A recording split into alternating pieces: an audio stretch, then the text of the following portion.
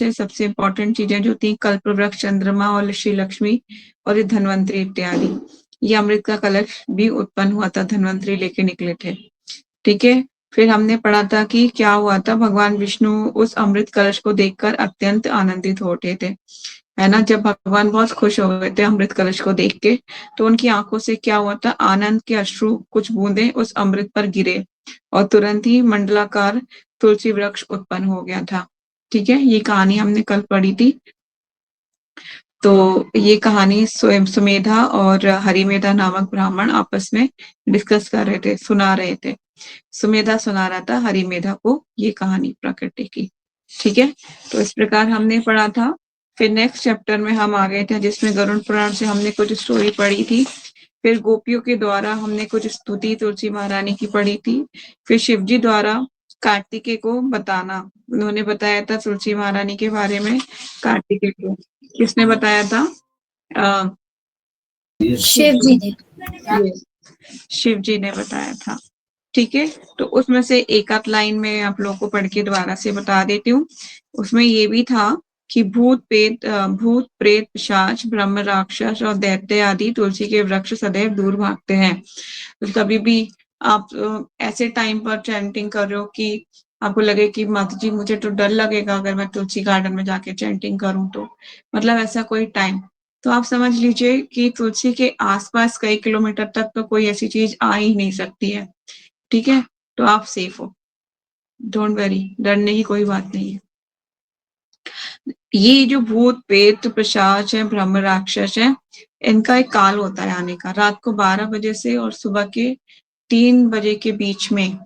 ये इनकी निशाचरी माया होती है, ये जो है मतलब नॉर्मल आंखों से भी देखी जा सकती है। ये इनका टाइमिंग होता है। आप देखिए रात के टाइम पे आपको बहुत ऐसी चीजें, अगर रात को ट्रेवल किसने किया होगा, आप लोगों में से किसी ने रात को 12, 1 बजे, 2 बजे कभी ट्रेवल किया है? यस माता जी। किया है ना। तो अगर बाय रोड किया हुआ तो मतलब ऐसी कुछ चीजें आपको मैंने तो मतलब फील करी है कि देखने में आया है कुछ चीजें ऐसी। एक बार ऐसा हुआ था कि हम रात को 1:30 बज रहा था और ट्रेवल कर रही थी, गाड़ी चल रही थी, तो देखा कि गाड़ी के सामने से कुछ ऐसी हवा सी गई कि मतलब हम उसको आइडेंटिफाई नहीं कर पाए कि वो था क्या, मतलब अजीब सी कोई चीज थी। तो कहने मतलब ये है कि ये सारी निशाचरी माया रात में जो है नॉर्मल आंखों से भी देखी जा सकती है। ठीक है, लेकिन जैसे ही उनका टाइम सतोगुण, जैसे ही ब्रह्म मुहूर्त का टाइम शुरू होता है तो ये सारी माया खत्म हो जाती है ना, क्योंकि शुद्ध उस टाइम पे ब्रह्म मुहूर्त समय शुरू हो जाता है। जो जहाँ पे तुलसी महारानी होंगी वहां से तो इन चीजों का कहीं से दूर दूर तक कोई भी इनको फील नहीं कर सकता कोई भी। ठीक है, तो ये बोल रहे थे कि भूत प्रेत पिशाच ब्रह्म राक्षस और दैत्य आदि तुलसी के वृक्ष सदैव दूर भागते हैं। जो भगवत अर्पित तुलसी को ग्रहण करता है वह भगवत प्राप्ति कर लेता है। भगवान को अर्पित तुलसी दल को मस्तक पर धारण करने से व्यक्ति सारे पापों से तुरंत शुद्ध हो जाता है। ठीक है, तो इट्स वेरी इंपॉर्टेंट। और हमने कुछ श्रुति फल भी पढ़ा था इसका। श्रुति फल क्या पढ़ा था, एक बार जो पढ़ लेते हैं। जो व्यक्ति तुलसी के पूजन एवं महिमा का उपदेश दूसरों को देता है और स्वयं भी तुलसी को हृदय पूर्वक सेवा करता है, ऐसा व्यक्ति भगवान कृष्ण माधव भगवान श्री कृष्ण के धाम को प्राप्त कर लेता है। ठीक है, दिस इज श्रुति फल, इज वेरी इंपॉर्टेंट। दूसरों, क्योंकि अब आप ज्ञान आपको मिल रहा है तो दूसरों को भी बताइए, अपनी मम्मियों को बताइए, है ना, जो आपके फ्रेंड है उनको बताइए तुलसी के बारे में। तो आगे हम आज चलते हैं आगे। कल मैंने मंजरी के बारे में भी लास्ट में कंप्लीट कर दिया था, आपने रिकॉर्ड किया या नहीं, मुझे थोड़ा नहीं है नॉलेज इस बात की। रिकॉर्ड हुआ था, ये हुआ था, ओके। तो तुलसी पत्र की महिमा कल हमने पढ़ ली थी। फिर आज हम पढ़ते हैं तुलसी पत्र का सामर्थ्य। सामर्थ्य क्या है तुलसी पत्र का? ठीक है, शिला प्रभुपाद की जय, शिला गुरुदेव की जय। तुलसी पत्र का सामर्थ्य पेज नंबर 70। द्वारका में परम भगवान सदैव अपनी 16,108 रानियों के द्वारा सेवित हैं। सभी रानियां स्वयं ही उनकी सेवा आदर एवं सम्मान के साथ करते हुए अपने परम सौभाग्य का गुणगान गाती हैं। परंतु फिर भी उन्हें लगता है कि वे सबसे अधिक मुझसे प्रेम करें, तो उन रानियों ने सत्यभामा हमेशा इन विचारों के अधीन रहती हैं। उन रानियों में से सत्यभामा जो थी, वो सदा इस विचार के अधीन रहती थी कि श्रीहरि क्या करें, मुझसे अधिक प्रेम करें। ठीक है, तो ये प्रमुख रानियों में से एक हैं जो भगवान से अधिक प्रेम करती हैं, परंतु उनके हृदय में ये लालसा हमेशा रहती थी कि भगवान कृष्ण सबसे अधिक उन्हीं को प्रेम करें और अपना संपूर्ण हृदय उनको दे दें। एक दिन नारद जी द्वारका आए। सत्यभामा अपनी इस लालसा के साथ नारद के पास गई। ठीक है, ये स्टोरी बहुत अच्छी है, बहुत ध्यान से सुनिएगा। ठीक है, सत्यभामा के बारे में आप जानते हैं? किसी को कुछ पता है? बताइए। ईशा? नहीं पता?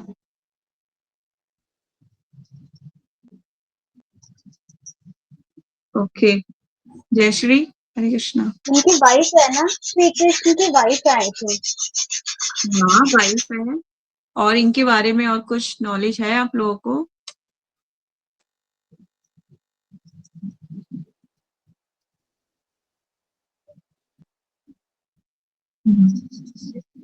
यस, इनके पिता थे, द्वारका में ही रहते थे। सत्यजीत नाम था इनके पिता का। और इनके पास एक संयंत्रक मणि थी, वो सोना निकालती थी। ठीक है, जैसे ये सूर्य की आराधना करते थे, सूर्य की किरणें उस मणि पे पड़ती थी, तो वो सोना निकालती थी वो मणि। तो बहुत धनवान थे उनके पिता। तो ये बहुत लंबी स्टोरी है, फिर उन्होंने शॉर्ट में बता देती हूँ।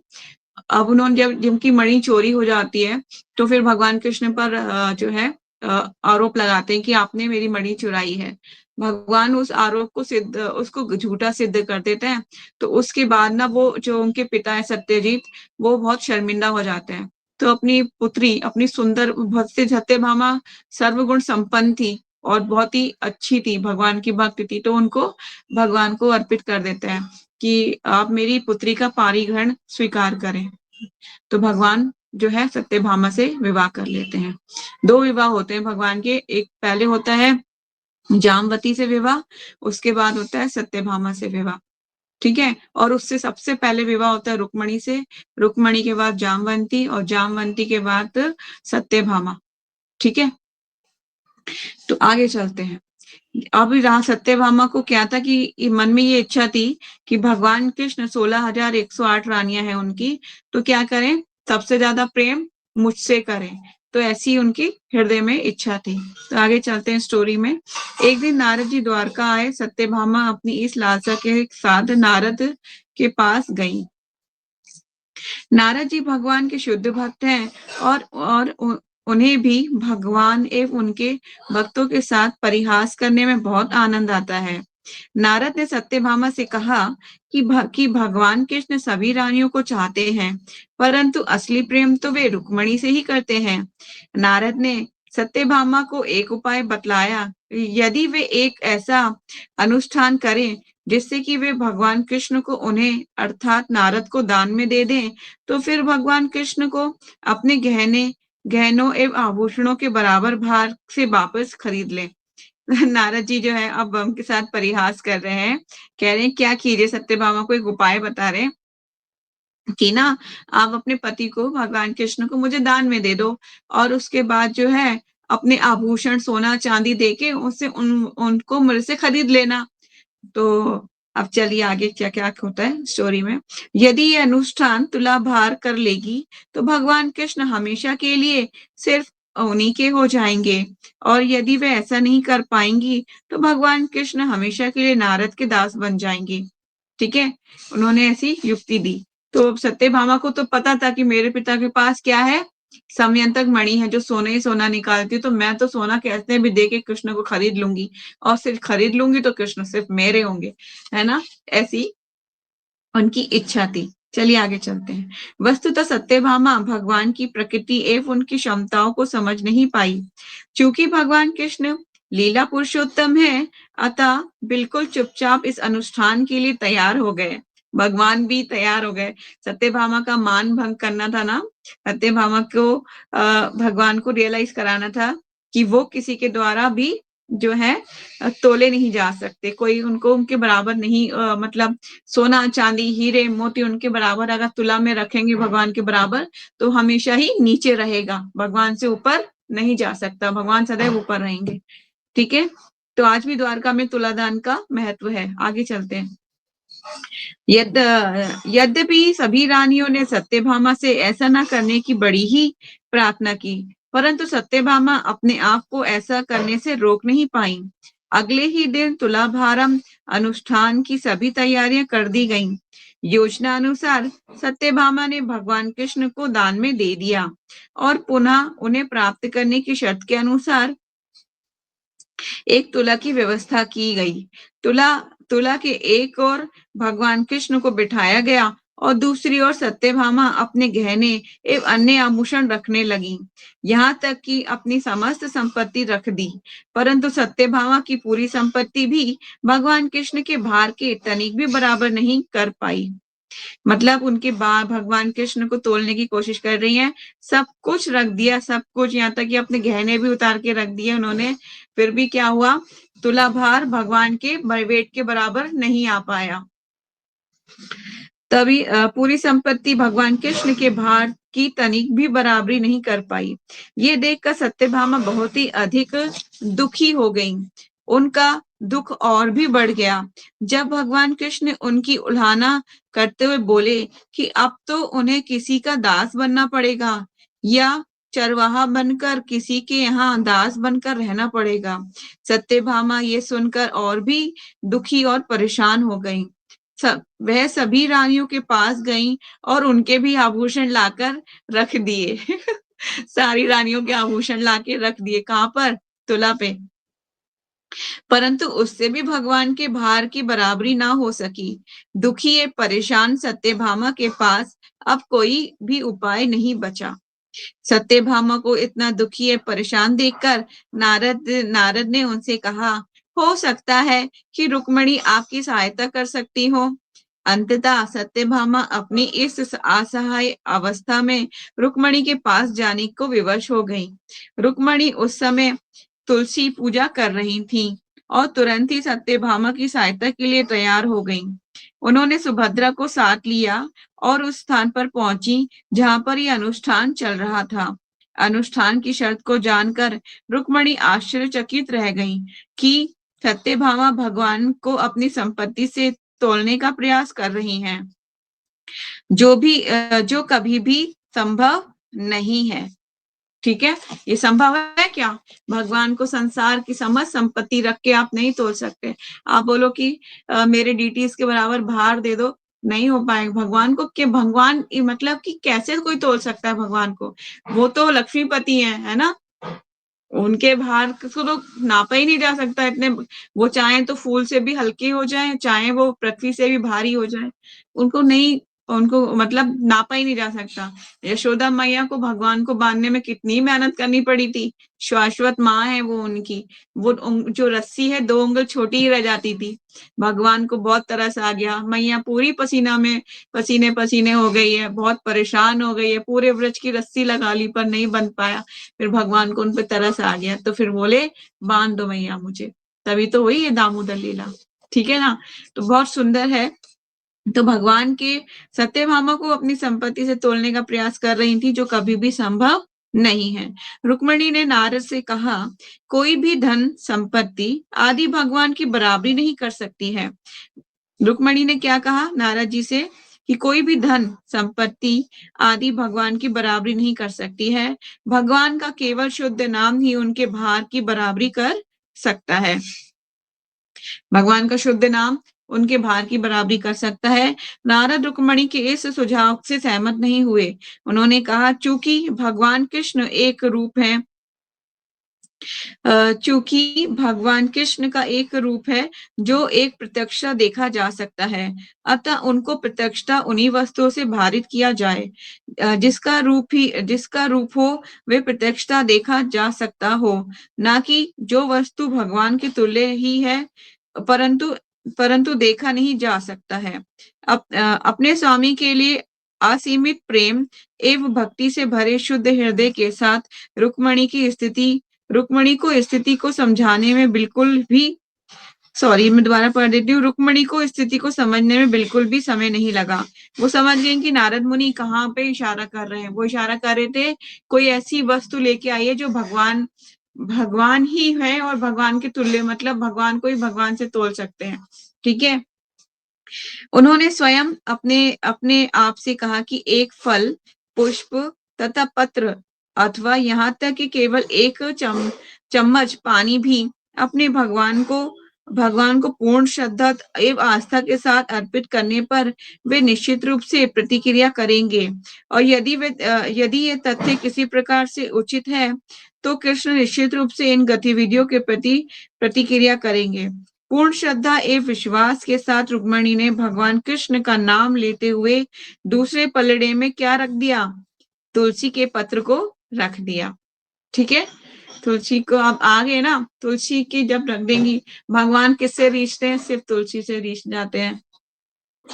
दूसरे पलड़े में तुलसी के पत्र को रख दिया।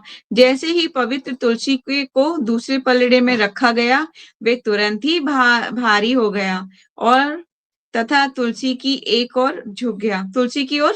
मतलब जो पलड़ा है, मतलब जो तराजू था, भगवान एक तरफ बैठे थे और काफी सोना चांदी एक तरफ था। तो रुक्मिणी महारानी ने क्या किया कि सारे भार को हटा दिया, जो सोना चांदी था सबको हटा दिया। उन्होंने क्या रखा? सिर्फ एक तुलसी का पत्र रख दिया, जो तुरंत ही भारी होके भगवान के वेट के बराबर आ गया, मतलब तुल गए भगवान तुलसी से। ठीक है। तुलसी की ओर झुक गया।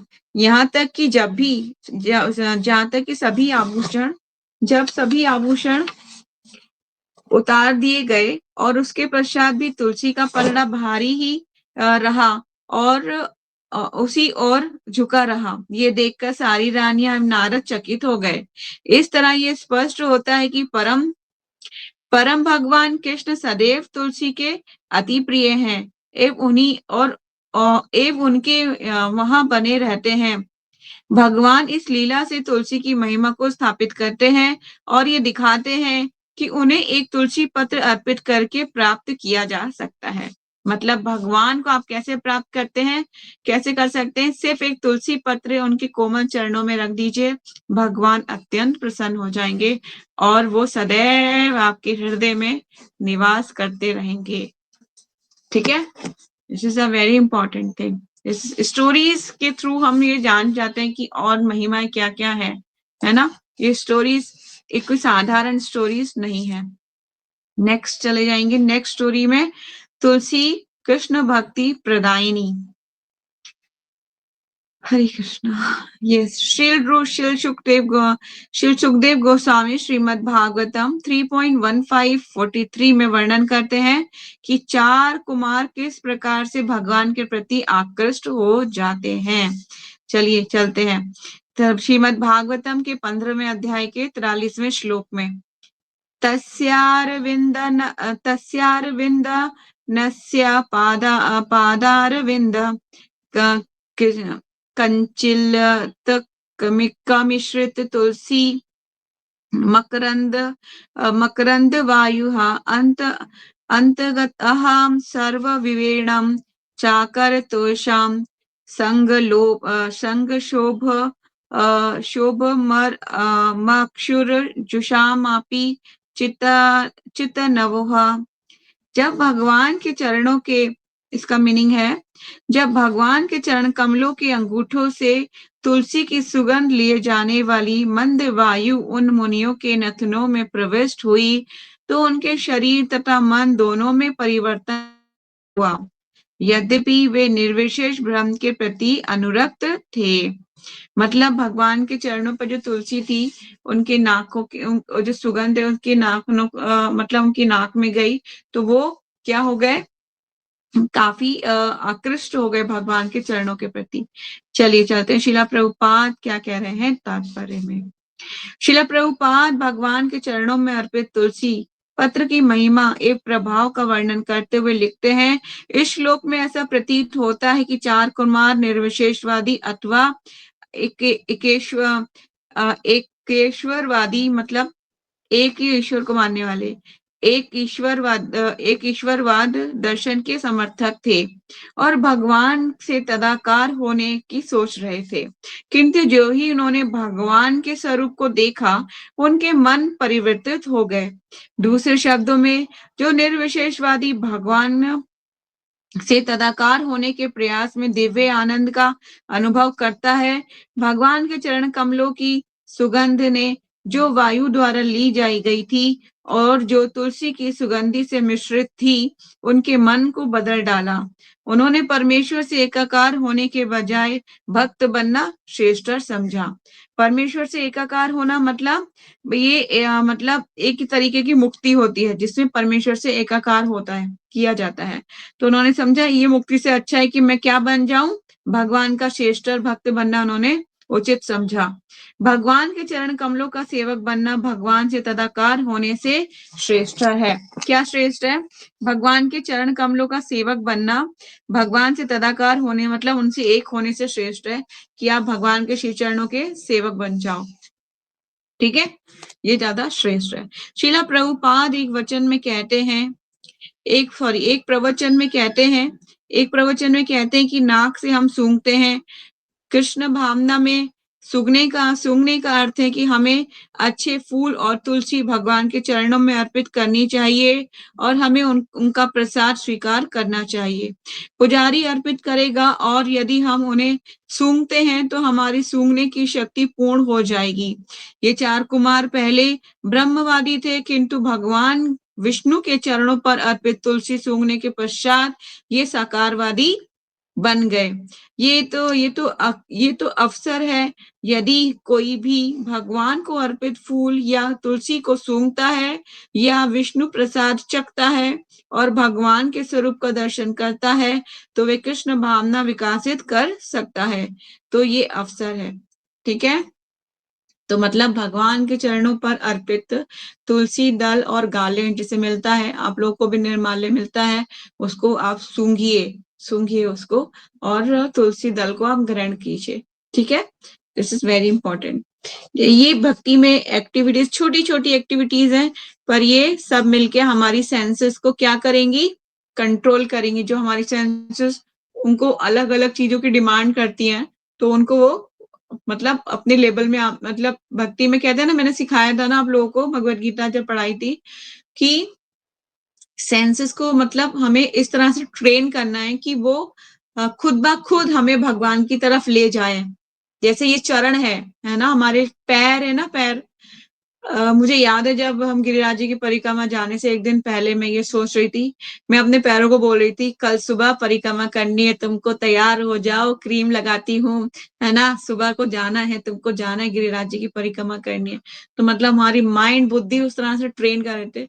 मैं अपने लेग्स को बोली थी तुम्हें सुबह परिक्रमा में जाना है, ट्रेन कर रही हूँ, तैयार हो जाओ। तो मतलब कहने का है कि हमारी सेंसेस जो है उसी तरह से कार्य करेंगी। जैसे नाक को सूंघने की आदत है, आंख को देखने की आदत है, जिह्वा को खाना और बोलने की आदत, तो वो कंट्रोल में आनी शुरू होंगे। ऐसे ही जेंडर, उपास्ते, पेट वेट जितने भी हमारे चीजें हैं, वो सेंसेस हैं, इंद्रियां हैं, है ना, तो वो सब भगवान की सेवा में लगाना है।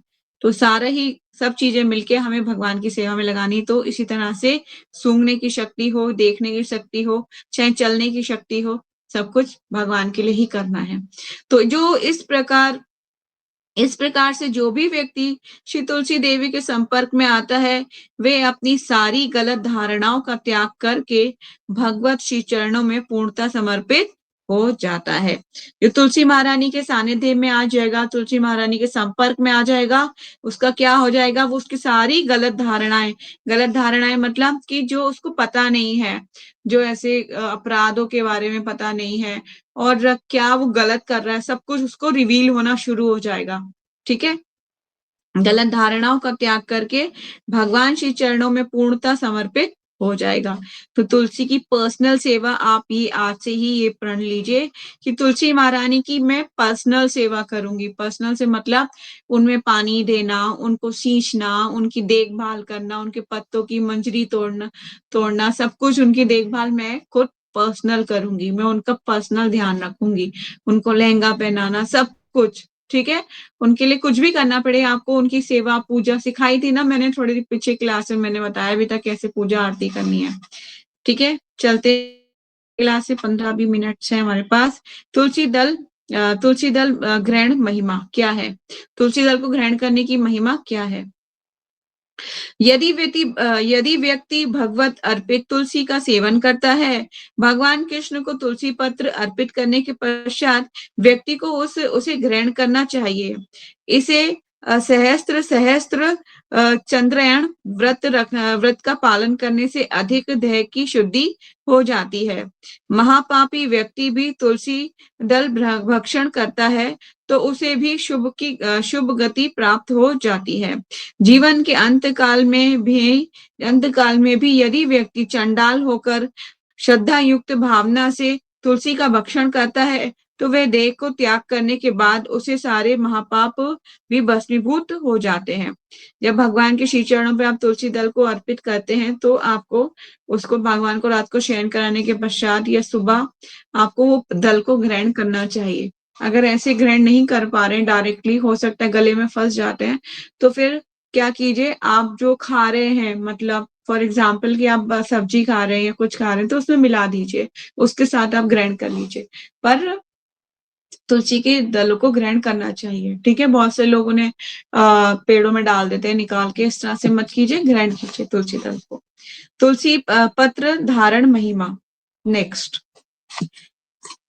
पहले हमने ग्रहण महिमा पढ़ी, अब हम धारण महिमा करते हैं, जो हमने धारण किए कंठी टाइप के। ठीक है, श्री सनातन गोस्वामी द्वारा रचित श्री हरि भक्ति विलास में वर्णन आता है कि, कहाँ पे वर्णन आ रहा है? ये श्री हरि भक्ति विलास है ना, कितना इंपॉर्टेंट है ये ग्रंथ, बहुत इंपॉर्टेंट है। श्री हरि भक्ति विलास, आजकल ये ग्रंथ मतलब अभी मिल नहीं रहा है, मैंने इसके लिए बहुत सर्च करा। आप लोगों को कभी ये बुक मिल जाए हिंदी में तो प्लीज आप मुझे कॉल कीजिएगा, मेरे को ये बुक्स चाहिए। इसका सब वर्जन मुझे मिला था, मतलब इसकी किसी और राइटर की थी, पर वो हरि भक्ति विलास नहीं है। हरि भक्ति विलास के कुछ कोट्स हैं उसमें, तो अगर ये बुक्स आप अवेलेबल कहीं पे आपको मिले तो, मैंने हरि माँ तक वृंदावन तक ये बुक्स सर्च कर ली, मुझे नहीं मिल पाई। तो सनातन शिल पढ़ लेते हैं आगे। श्री सनातन गोस्वामी द्वारा रचित श्री हरि भक्ति विलास में वर्णन आता है कि यदि वैष्णव अपने सिर पर शिरोदक्ष तुलसी पत्र धारण करता है तो वह संपूर्ण त्रिभुवन को पवित्र करने का सामर्थ्य प्राप्त करता है। किसको? संपूर्ण त्रिभुवन को प्राप्त करने का सामर्थ्य प्राप्त कर लेता है। तुलसी महारानी की कितनी महिमा है, कितनी महिमा है। मुझे याद है कि एक बार नवमंडल परिक्रमा में जो है गौ निताय चलते हैं, गौ निताय जो है उसमें चलते हैं जो क्या बोलते हैं, पालकी में गौ निताय चल रहे होते हैं, तो तुलसी महारानी के पौधे को भी साथ में ले जाना पड़ता है। तो उसमें 1 बाय 1 भक्त जो है तुलसी महारानी को अपने सिर पे रख के चलते हैं। तो कुछ माताओं को भी वो सेवा मिली थी कि वो कोई एक माता पग सर पे लेके जाएंगी, कोई एक माता, दूसरी माता, फिर ऐसे मतलब सेवा ट्रांसफर हो रही थी। तो वो बहुत ही ब्लेसफुल था, हमें भी वो सेवा मैंने मांगी थी, पर वो क्या हुआ कि कुछ माता इतनी वो होती है, मतलब पॉजिटिव होती है अपनी सेवा को लेके, और मैंने जैसे मांगी तो मुझे घूर घूर के देख रही थी, नहीं हम उठा लेंगे। मैंने ओके माता जी, हरे कृष्णा। मतलब कि तो ये इतना इम्पोर्टेंट है कि मतलब भक्त लोग सेवा करने के लिए कितने आतुर होते हैं, उनकी सेवा कोई छीने तो उनको अच्छा नहीं लगता है। ठीक है, तो तुलसी पत्र धारण करता है, वे संपूर्ण त्रिभुवन को पवित्र करने का सामर्थ्य प्राप्त करता है।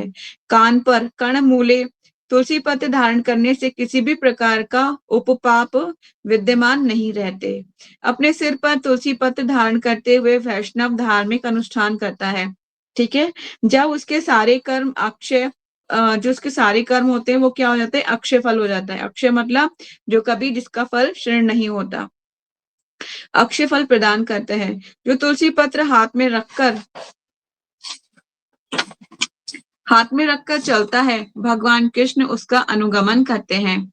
इस प्रकार से तुलसी पत्र धारण करने मात्र से सारे पापों से मुक्त होकर व्यक्ति विष्णु लोक मतलब भगवत धाम को प्राप्त कर लेता है। ठीक है, ओवरऑल कहने का यही मतलब है, तुलसी आप चाहे हाथ में धारण करें, कान में धारण करें, सिर पर धारण करें, कहीं पे भी धारण क्यों ना करें, आपको अगर उसके बाद आप भगवान का नाम का जप कर रहे हैं, कितना इंपॉर्टेंट है देख रहे हैं आप। हमें तुलसी की माला पर जप करने को दी मिलता है, समझ लीजिए आप उस पर भगवान का नाम का जप कर रहे हैं तो कितना भगवान प्रसन्न होंगे। आपको याद है ना, हम चैंटिंग करते हैं तो वो तुलसी की तो होती है माला, तुलसी की माला, उस पे चैंटिंग करो तो उस पर देखो कितना पावरफुल हो जाता है, तो भगवान तो कितना खुश हो जाएंगे। लेकिन बस ये है, चैंटिंग करते हुए मोबाइल नहीं देखना है, उससे अपराध भी लग सकता है, क्योंकि हमारा सारी कॉन्सेंट्रेट सब इसमें चला जाता है। उसने अच्छा कितने लाइक्स आए हैं, मेरी यूट्यूब पे कितने व्यूज हैं, ये सब देखते रहोगे ना तो फिर मुश्किल है। हरि नाम का जप करो सिर्फ तुलसी महारानी के पास बैठ के, आपकी देखिएगा कितना अच्छा लगेगा आपको। ठीक है, यस। तुलसी कास्ट महिमा, अभी हमारे पास है टाइम 10 मिनट्स। तुलसी कास्ट महिमा, तुलसी कास्ट की अग्नि, कास्ट मतलब लकड़ी, ठीक है। तुलसी कास्ट की अग्नि के द्वारा यदि भगवान के लिए अन्न भोग बनाकर उन्हें अर्पित किया जाए तब वे अन्न सुमेरु के समान और अत्यंत स्वादिष्ट हो जाता है। यदि मृत व्यक्ति का शरीर तुलसी की लकड़ी द्वारा जलाया जाता है तब वह हरि के धाम जाकर इस जड़ जगत में वापस नहीं आता। कितना इंपॉर्टेंट है, सुन रहे हैं ना आप लोग ध्यान से। तो तुलसी की लकड़ी का से भगवान को अर्पित कीजिए, कितने प्रसन्न हो जाएंगे भगवान।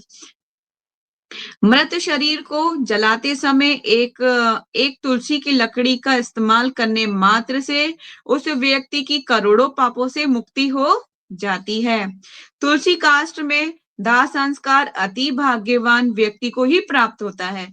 ठीक है, जो तुलसी की लकड़ी से दाह संस्कार होता है वो व्यक्ति अत्यंत ही मतलब कहते हैं ना, वो जो व्यक्ति जो है भाग्यवान है, अति भाग्यवान होता है। जिस ग्रह में तुलसी काष्ठ, मृतिका, तुलसी पत्र विराजमान होता है उस घर में परम भगवान कृष्ण स्वयं निवास करते हैं। जहाँ पे भी तुलसी की लकड़ी, तुलसी महारानी निवास करती है, स्वयं उस घर में भगवान कृष्ण निवास करते हैं। तुलसी के जड़ की मृतिका को धारण करने से सारे विघ्नों का विनाश हो जाता है। अगस्त्य संहिता में देखिए, अलग अलग पुराणों संहिताओं में जिक्र है। अगस्त संहिता में वर्णन प्राप्त होता है कि तुलसी के काष्ठ से कंठी माला और जपमाला बनाकर उन पर भक्ति में साधना करने से उसका अक्षय फल प्राप्त हो जाता है। आगे ना वो लाइन कि आप जब तुलसी की मतलब लकड़ी कंठी धारण करेंगे और तुलसी की माला पर जप करेंगे तो क्या होगा, भक्ति में साधना में उसका अक्षय फल मतलब कभी ना खत्म होने वाला, मतलब ऐसा फल जिसका कभी क्षरण नहीं होगा, वो फल आपको प्राप्त हो जाता है। तो आप इसको वेरी इंपॉर्टेंट लिख सकते हैं, हाईलाइट कर सकते हैं। ठीक है, यदि कोई व्यक्ति तुलसी की लकड़ी की अग्नि से भगवान का भोग तैयार करके केशव को अर्पित करता है, भगवान उसके थोड़े से भोग को मेरु तुल्य समझकर स्वीकार करते हैं और परम संतुष्टि का अनुभव करते हैं। जो व्यक्ति तुलसी काष्ठ की आग से भगवान का दीपक जलाता है उसे 10,000 करोड़ दीपदान अर्पण करने का महत्व लाभ प्राप्त होता है। ये इम्पोर्टेंट, कितना इम्पोर्टेंट है, मतलब कि ये हमने कार्तिक में किया है, पूरे कार्तिक भगवान को हमने, आपको याद है जब हम वनमाली राधा वनमाली गए थे गोवर्धन पे, तो मैंने आपको दिया था, किस किस को दिया मुझे नहीं याद, जिसने मांगा मैंने सबको दिया था। तो जब वो भगवान को आप दिखाएंगे तो क्या हो जाएगा, करोड़ों दीपदान का महत्व आप लोगों को प्राप्त होगा। तो मतलब जो चीज मतलब शास्त्रों में लिखी है और बताई जाती है वो झूठ नहीं है ना, बिल्कुल सच है। तो आज मतलब हम इस चीज को साक्षात पढ़ भी रहे हैं आपके सामने, तो अब ये समझ लीजिए कितना ब्लेसफुल है, आपने करोड़ों दीपक राधा वनवाली के सामने दिखा दिए, तो मतलब कितने सारे दीपक दिखा दिए है ना हमने। चलिए आगे चलते हैं। अभी टाइम है। तुलसी काष्ठ चंदन महिमा, तुलसी की काष्ठ की चंदन महिमा क्या हो सकती है? चलिए, मतलब मेरे पास तो तुलसी की जो लकड़ी है जो है, एक पूरा इतना बड़ा, बहुत बड़ा सा मतलब डिब्बा भर के है लकड़ी, इतनी लकड़ी है। मैं बहुत संभाल संभाल के रखती हूँ, मतलब बहुत टाइम हो गया था, मुझे लकड़ी इकट्ठी कर रही थी, फिर मैंने एक दिन सारी लकड़ियों को इतने डिब्बे में भर लिया, ऐसे भरा, ऐसे रखा हुआ है मैंने, जैसे सोना चांदी संभाल के रखते हैं। इसको हाथ नहीं लगाना, मैंने उसको बोला हुआ है अपने मतलब घर पे अपनी मेट को कि इसको हम तभी निकालेंगे जब हमें पूजा करनी होगी, इसको तू मत छूना इसको, मतलब ये तो सोना चांदी है मेरा, मेरी एकमात्र संपत्ति है, इसको छूना मत तू। तो मतलब तुलसी काष्ठ के चंदन को के महागामी की बात पढ़ते हैं। तुलसी काष्ठ के चंदन के महागामी का वर्णन श्री हरि भक्ति विलास में प्राप्त होता है। गरुड़ पुराण को उद्धृत करते हुए श्री सनातन गोस्वामी कहते हैं, भगवान को तुलसी काष्ठ का चंदन अर्पित करने मात्र से व्यक्ति के 100 जन्मों के पाप निसंदेह दिग्ध हो जाते हैं। इस शरीर को त्यागते समय यदि तुलसी चंदन के द्वारा व्यक्ति का शरीर लेपित हुआ है, तब वे व्यक्ति निश्चित रूप से भगवत स्वरूप प्राप्त करके, मतलब भगवान जैसा स्वरूप प्राप्त करके उनके निज धाम में निवास करता है। ठीक है, भगवान के निज धाम में पहुंच जाएगा। कलयुग में भगवान को तुलसी चंदन प्रदान करने से वे व्यक्ति इस जगत में विद्यमान नहीं रहता, वे भगवत धाम का निवासी बन जाता है। भगवान के अर्चा विग्रह को तुलसी काष्ठ का चंदन भक्ति पूर्वक लगाने से भक्ति पूर्वक लगाने मात्र से व्यक्ति सदैव उनके समीप रमण करता है। जो कलयुग के माघशीष मास में मुझे तुलसी काष्ठ का चंदन अर्पित करते हैं, वे निश्चय ही कृतार्थ हो जाते हैं। ठीक है, मतलब उनका बेड़ा पार हो जाएगा, वो अपने घर वापस चले जाएंगे। कौन सा घर? Back to home, back to godhead, भगवान के धाम वापस चले जाएंगे। ठीक है, तो आगे चलते हैं। तुलसी युक्त स्नान महिमा। तुलसी काष्ठ का चंदन मतलब कि तुलसी चंदन बनाया जाता है जिसमें तुलसी की लकड़ी को घिसा जाता है, ठीक है, और घिस के उसका चंदन बनाया जाता है, घिसा जाता है, उसका चंदन बनता है, वो भगवान को लगता है, उसकी बात कर रहे हैं यहाँ पर। ठीक है, तो ये भी चंदन भी बनता है इसका। इसको गुलाब जल मिला के भगवान को लगाया जाता है। और आपको याद होगा जब हमारे पास अक्षय तृतीया आती है तो भगवान को 21 डेज तक चंदन लगता है, याद है? तो हम जब वो चंदन लगाते हैं ना, तो हम उसमें तुलसी का जो है लकड़ी है उसका भी चंदन बना के भगवान को लगा सकते हैं, घिस के लगा सकते हैं। ठीक है, तो चलिए, मेरे पास तुलसी का अर्घ होता है तो मैं उसमें तुलसी का अर्घ भी मिला देती हूँ। तो इस बार तो कृष्णा बहुत सुंदर ब्लूइश कृष्णा मैंने बनाया था, ब्लू करा था। मैं भेजूंगी आप मेरे पास अगर वो वीडियो हुई तो, क्योंकि मेरा पुराने फोन में था, मैं देखती हूँ, मेरे पास हुई तो मैं आपको भेजूंगी। ब्लूइश कृष्णा मैंने ब्लू कर दिया था भगवान को। चलिए, तुलसी युक्त स्नान महिमा। तुलसी जल द्वारा स्नान करने की, तुलसी जल मतलब तुलसी का जो जल है, रात भर तुलसी का जल पड़ा हुआ है, मतलब एक समझ लीजिए अगर आपके पास एक कलेक्शन है तुलसी के पानी को, अभी कलेक्ट कर रहे हैं भगवान के, तो उसमें तुलसी दल तो होता ही है ना। तो तुलसी जल द्वारा स्नान करने की महिमा का वर्णन श्री सनातन गोस्वामी ने हरि भक्ति विलास नामक ग्रंथ में किया है। सॉरी, वे गरुड़ पुराण के श्लोकों को उद्धृत करते हुए कहते हैं, यदि कोई व्यक्ति प्रतिदिन तुलसी के मूल जड़ की मिट्टी को अपने शरीर में लोपन करता है तो उसे 10,000 अभ्रुत स्नान का लाभ प्राप्त होता है। जो व्यक्ति अपने सिर पर तुलसी युक्त जल धारण करता है उसे गंगा स्नान करने का फल प्राप्त हो जाता है। तुलसी युक्त जल अपने सिर पर धारण करने मात्र से व्यक्ति के सारे तीर्थों में स्नान करने का महत्व फल प्राप्त होता है।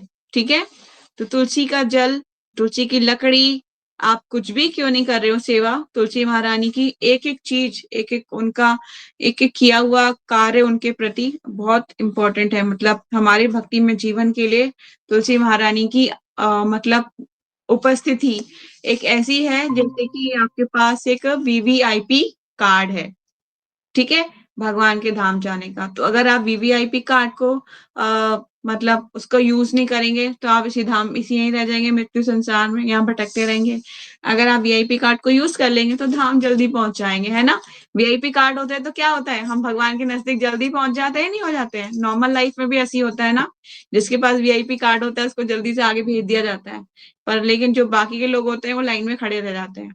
इसी तरह से तुलसी महारानी हमारे जीवन के लिए क्या है, वीआईपी कार्ड है। उनको उनकी वर्शिप कीजिए, उनकी पूजा कीजिए और वो हमें भगवान तक पहुंचा देंगी। ठीक है। तुलसी द्वारा अर्चन महिमा, आगे चलते हैं, अभी 3 मिनट है हमारे पास।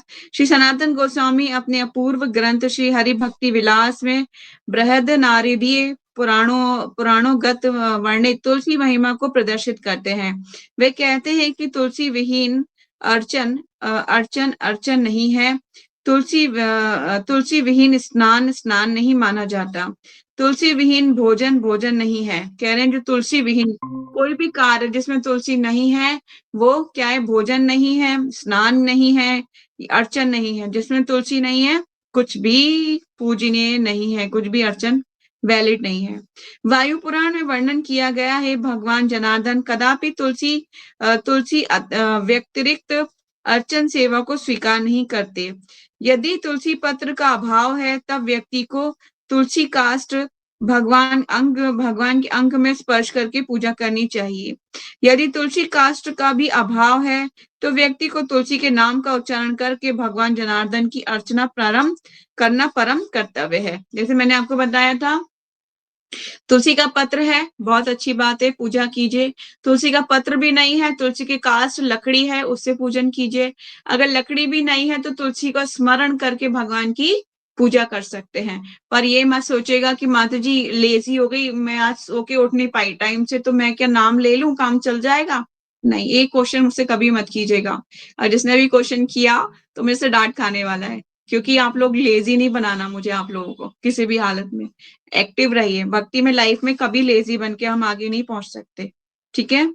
तो जो व्यक्ति तुलसी के नाम का उच्चारण करके भगवान जनार्दन की अर्चन करना उसका परम कर्तव्य है। जो व्यक्ति तुलसी पत्र द्वारा भगवान विष्णु कृष्ण के अतिरिक्त अन्य देवी देवताओं की पूजा करता है, दोबारा पढ़ देती हूँ ये लाइन, जो व्यक्ति तुलसी पत्र द्वारा भगवान विष्णु कृष्ण के अतिरिक्त अन्य देवी देवताओं की पूजा करता है, वे व्यक्ति गौ हत्या, ब्रह्म हत्या और गुरु पत्नी गामी के समान पापी है। ये लाइन को दोबारा पढ़ते हैं।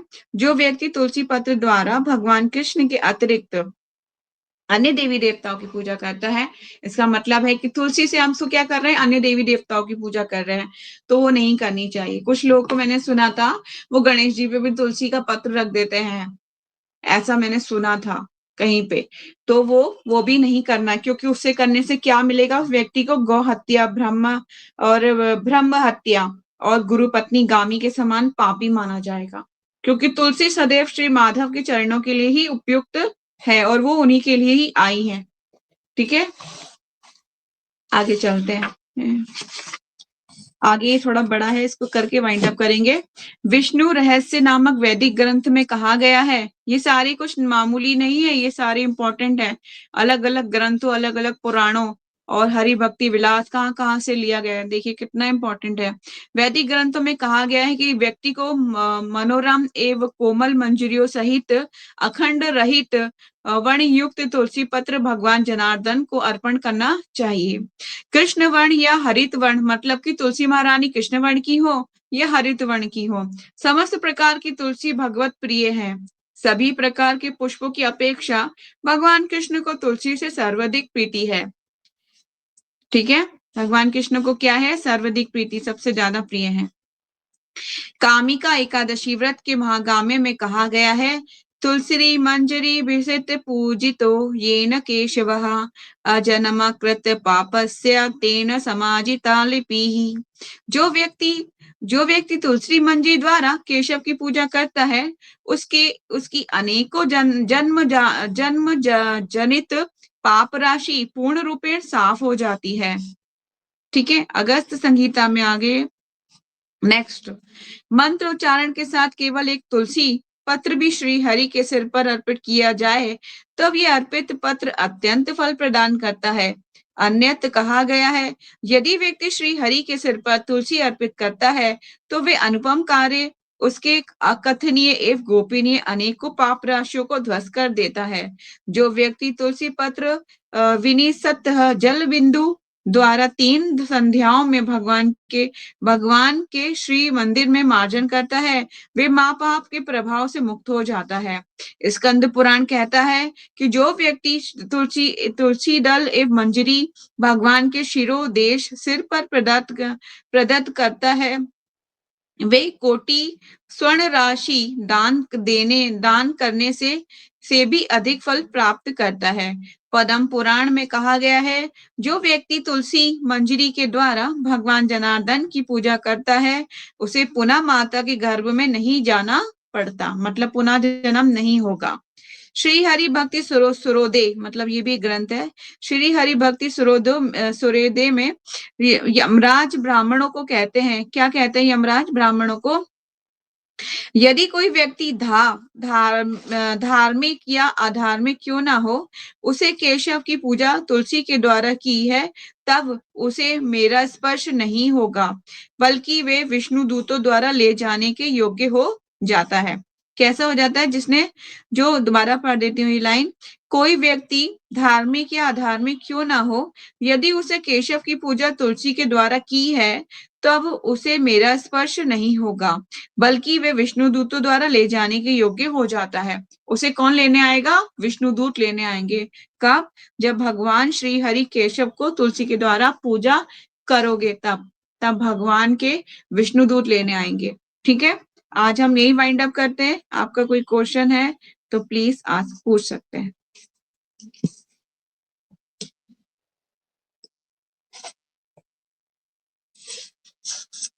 हरे कृष्णा। आज हमने इतना इम्पोर्टेंट, हम रोज ही इम्पोर्टेंट कुछ ना कुछ पढ़ रहे हैं, ऐसा मैं ये नहीं कहूंगी कि आज ही हमने इम्पोर्टेंट पढ़ा। मतलब हर दिन कुछ ऐसा नेक्टर जा रहा है, वाणी जा रहा है हृदय के अंदर, कि उसको संभालने की हमारे अंदर योग्यता पात्रता नहीं है। इतना बड़ा नहीं है हमारा हृदय की सबको ऑब्जर्व कर ले, सब चीजों को रख ले। हम भगवान से यही विनम्र प्रार्थना कर सकते हैं कि हे कृष्णा, हे केशव, हे मुरारी, प्लीज आप ब्लेस कीजिए कि हमारा हृदय इस ज्ञान को मतलब दिल और दिमाग इसको रख सके, इसको संभाल के रख सके इस ज्ञान को। बस आप इतनी कृपा बनाए रखिए भगवान। मेरी जो स्मरण शक्ति है उसको मतलब एक ऐसा बना दीजिए कि मैं आपकी जो तुलसी महारानी की महिमा है और इम्पोर्टेंस है वो कभी भूलूं नहीं, ताकि मैं आपके चरणों में शीघ्र अतिशीघ्र चरणों को प्राप्त हूँ, है ना, इस भौतिक संसार देह त्याग के बाद आपके धाम वापस आ सकूं। तो यही भगवान केशव से, भगवान श्री कृष्ण से यही प्रार्थना करनी चाहिए हमें, क्योंकि भगवान की कृपा और गुरु के आशीर्वाद के बिना कोई भी भक्ति में आगे नहीं बढ़ पाएगा, है ना। तो यही हमें प्रार्थना करनी चाहिए। वैष्णव की सेवा कीजिए। भगवान हमेशा हमेशा दूसरों की सेवा करते थे, यहाँ तक कि भगवान द्वारका में भी जब जो है कोई भी जैसे यज्ञ अनुष्ठान होता था तो ब्राह्मणों की सेवा करने के लिए सबसे पहले भगवान आगे चले जाते थे। तो कहने मतलब है कि हमारे जब हमारे स्वामी स्वयं मतलब सेवा में तत्पर रहते हैं तो हम सेवा से क्यों भागे? हमें सेवा में हमेशा आगे रहना चाहिए। कोई भी सेवा आपको दी जाती है, करी जाती है, तो वो आपके प्योरिफिकेशन के लिए होती है, आपका शुद्धिकरण के लिए होती है। ठीक है, धीरे इसी तरह हम भक्ति में प्रगति कर सकते हैं, अन्यथा आप एकांकी भक्ति करके कभी आगे नहीं बढ़ पाओगे।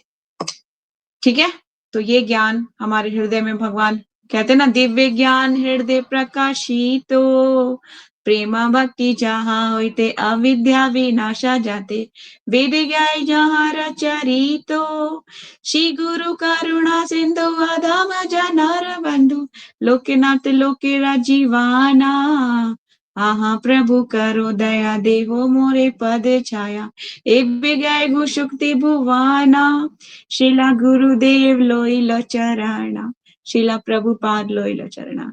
याद है ना आपको? ये क्या गा रही हूं मैं, बताइए जरा। गुरु पूजा, गुरु पूजा, गुरु पूजा ये। ठीक है, तो प्रार्थना करते हैं वरिष्ठ वैष्णव से कि वो हमें भगवान तक ले जा सके। ठीक है, और जो हम ज्ञान जो ये पढ़ रहे हैं ये भी कहीं ना कहीं गुरु भगवान कृष्ण के द्वारा हमें प्रदान किया जा रहा है। हम इसके लायक तो नहीं है। मेरे तो अभी तक इतना ज्यादा ज्ञान नहीं था मुझे, जितना मैं यहाँ पढ़ के थोड़ा सबसे सुन के तो मुझे पता था, जो मैंने लेक्चर्स में सुना था, पर इकट्ठा इतना ज्ञान को अब्सॉर्ब करने का भी पात्रता मुझे लग रहा है कि कहाँ से लाऊं। ये भरे जा रहा है, पात्र भरे जा रहा है। बस संभालने के लिए बस मुझे संभालना पड़ेगा कि कैसे इसको संभालना है, क्योंकि हमारा इतना बड़ा पात्र नहीं है कि सारे ज्ञान को अब्सॉर्ब कर पाए। बस इसको संभालने के लिए प्रेयर करनी है भगवान से।